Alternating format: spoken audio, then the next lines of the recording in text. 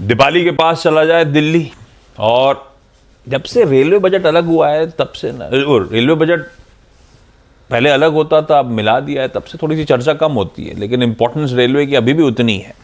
और डोल आउट्स भी अच्छे हो रहे हैं। जब केपेक्स की स्पेंड्स आप देखते हो तो बढ़िया रेलवे के डोल आउट्स भी इंप्रूव होते ही चले जा रहे हैं।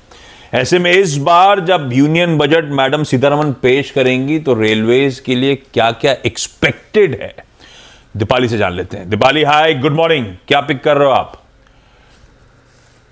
देखिए, रेलवे के हिसाब से आने वाले बजट को देखा जाए तो एक तरफ वित्त मंत्री रेलवे को जो बजटीय सहायता देती है उस एलोकेशन में 10 से 15% तक की बढ़ोतरी कर सकती है। वहीं दूसरी तरफ वित्त मंत्री का फोकस ये रहेगा कि किस तरह से रेलवे के मौजूदा इंफ्रास्ट्रक्चर को और भी ज्यादा मॉडर्नाइज किया जाए और साथ ही साथ यात्रियों की सुरक्षा से किसी भी तरह का कोई कॉम्प्रोमाइज ना हो।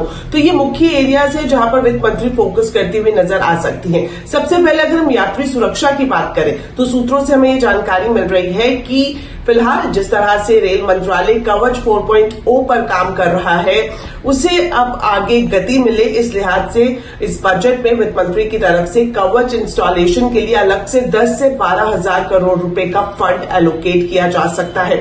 इसके अलावा अगर इंफ्रास्ट्रक्चर मॉडर्नाइजेशन की बात करें तो रेलवे का पूरा फोकस यही है कि मौजूदा जो ट्रेनें हैं, खासतौर पर शताब्दी जैसी जो शॉर्ट डिस्टेंस ट्रेनें हैं, उससे वंदे भारत से रिप्लेस किया जाए। तो नई वंदे भारत ट्रेनों को चलाने का अनाउंसमेंट भी बजट में किया जा सकता है। इसके अलावा अमृत भारत ट्रेनों पर वित्त मंत्री फोकस करती हुई नजर आ सकती है। लास्ट में मैं आपको बजट एलोकेशन के बारे में बता सकती हूं कि अगर बजट एलोकेशन की बात करें तो पिछली बार हमने देखा था कि ये 2,60,000 करोड़ रुपए के आसपास था, लेकिन इस बार ये 3 लाख करोड़ से ज्यादा का हो सकता है।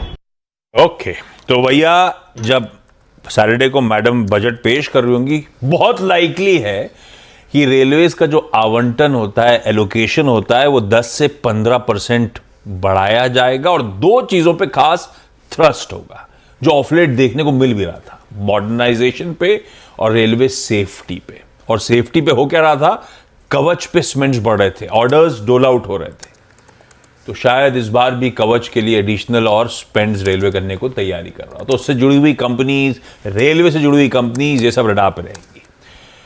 चलिए अब आइए इंपॉर्टेंट नंबर्स पे। 2 इंपॉर्टेंट नंबर्स थे बाजार बंद होने के बाद निफ्टी के, टाटा मोटर्स और बजाज फाइनेंस।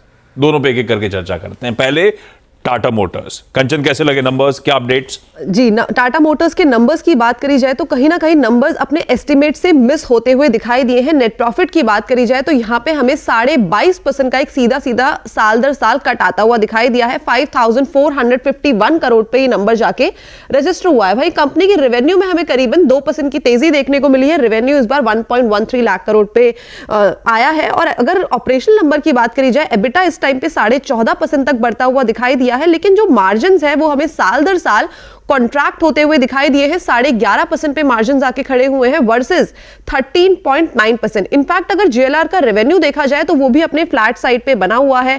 उसके जो एबिटा मार्जिन है वो 14.2% पे आके इस टाइम पे खड़े हो गए हैं। लेकिन मैनेजमेंट की कमेंट्री आई है, मैनेजमेंट ने बोला है कि जो कंपनी के फंडामेंटल्स है वो काफी ज्यादा स्ट्रॉन्ग साइड पे बने हुए हैं, तो आगे चल के वो काफी ज्यादा ऑप्टिमिस्टिक है अर्निंग्स को लेके। ओके।